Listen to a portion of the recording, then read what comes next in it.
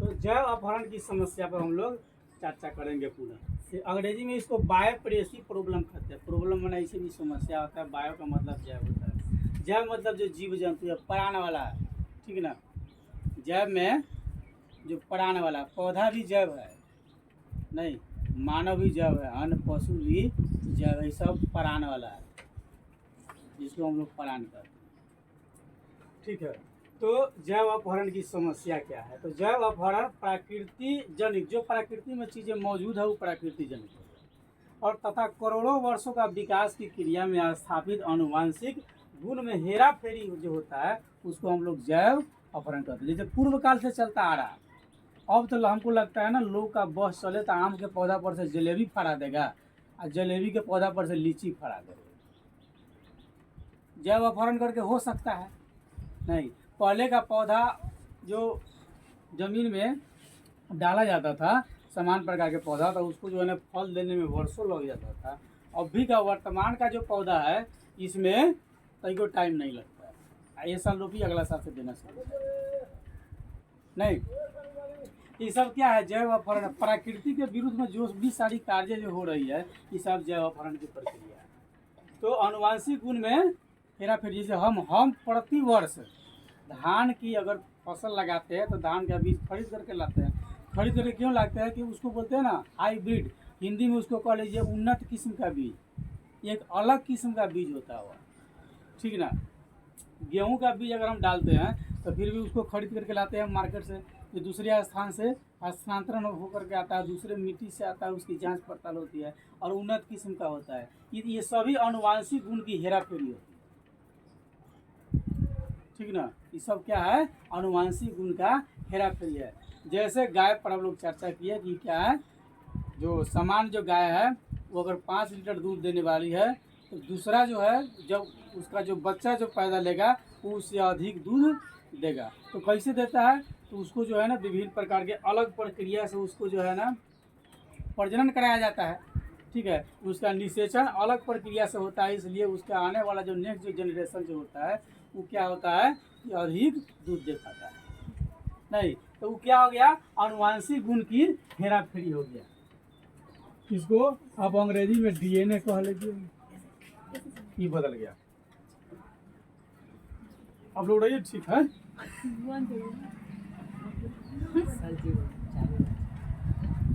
ठीक है, तो इसको हम डीएनए भी कह सकते हैं। भारत में उगाई जाने वाली बासमती चावल का जर्म प्लाज्म अमेरिका में उगाई जाने वाली धान की एक प्रजाति की जर्म प्लाज्म के समान है। ये दोनों बराबर है। भारत में बासमती चावल फेमस है और अमेरिका में भी ये प्रजाति पाई जाती है, यानी कि इसकी जर्म प्लाज्म यानी कि इसके अनुवांशिक गुण और इसका अनुवांशिक गुण दोनों बराबर है, ठीक है। अगली जो हमारी समस्या है, क्वेश्चन जो है हमारा कि पॉन्ट डिप्लांड्रा ब्रांजीन ये एक पौधा का नाम है। ये क्या है? एक पौधा का नाम। इतना बड़ा नाम है तो लोग कंफ्यूज हो जाएगा। नहीं, जैसे बाहर अपने यहाँ भी किसी किसी का नाम इस तरह का होता है कि लोग कहने नहीं मतलब कहना ही नहीं आएगा। अधिकतर मुस्लिम समाज में उन लोग का नाम होता है। तो एक है कि क्या लिखा हुआ है? पॉन्ट डिप्लांड्रा ब्रांजीन। यह क्या है? एक पौधा है। क्या है? पौधा, ठीक ना। और यह पश्चिम अफ्रीका में पाया जाता है। कहाँ पाया जाता है? पश्चिम अफ्रीका में पाया जाता है, यानी कि अफ्रीका के पश्चिमी भाग में है, ठीक है। इसमें एक प्रकार का प्रोटीन होता है। इस पौधा में क्या होता है? एक प्रकार का प्रोटीन होता है, ठीक है, जिसका मिठास जो है चीनी से 2000 गुना अधिक होता है। चीनी जितना मीठा होता है ना, उससे इस पौधा का मिठास जो है 2000 गुना अधिक होता है, ठीक ना। कितना होता है? 2000 गुना अधिक होता है, समझे। यानी कि ये जो पॉन्ट डिप्लांड्रा ब्रांजीन जो पौधा है, यानी कि इसका 1 kg तो ये अपने यहाँ के जो चीनी है उसका 2000 गुना के बराबर होगा। 2000 गुना सोच लीजिए कितना कुंटल हो जाएगा। 100 किलो के 1 कुंटल कह लेते हैं। 1000, 2000 नहीं, 2000 केजी, यानी कि 1 किलो डालेगा तो ये 2000 केजी जो है भारतीय चीनी डालना पड़ेगा।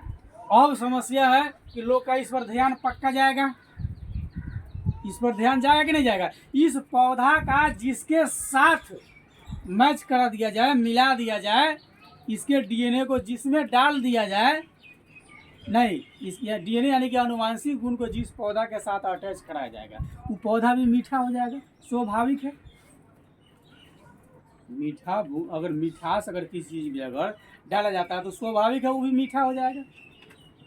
नहीं, कुछ उसका गुण इसमें आ जाएगा और कुछ इसका गुण उसमें चला जाएगा, ये अनुवांशिक हेराफेरी हो जाएगा। नहीं तो अब अमेरिका के वैज्ञानिक ने इस यानी कि शॉर्ट फॉर्म में यहाँ लिख दिए पीबीबी, यानी कि पेंडिप्लांड्रा ब्रांजीन ब्रेंजीन, इस शॉर्ट में लिख दिए पीबीबी, यानी कि अमेरिका के वैज्ञानिक ने यानी कि पेंडिप्लांड्रा ब्रांजीन ब्रेंजीन के जीन को यानी कि इसके अनुवांशिक गुण को पहचान लिया है और पहचान कर मक्का के पौधा में प्रतिस्थापित कर दिया उसको, ठीक ना। यानी कि आप उसको जिसमें कर दीजिए वो हो जाएगा, नहीं ठीक है। तो ये क्या किया, मक्का के पौधा में प्रतिस्थापित कर चीनी से अधिक मिठास और कम कैलोरी वाला जैविक उत्पादन प्राप्त करने की दिशा में कार्य कर रही है। अब देखिए अमेरिका कितना तेज आदमी है, नहीं कितना है, बहुत ज़्यादा चालाक है। भारत के लोग आपस में लड़ाई झगड़ा मारपीट में लगा हुआ है, ये लोग अपना ऐसा सर्च कर रहा है कि 1 केजी हमारे 2000 केजी के बराबर होगा। नहीं, यानी कि अपने यहाँ के चीनी अगर 40 रुपये किलो है तो 2000 किलो के कितना होगा,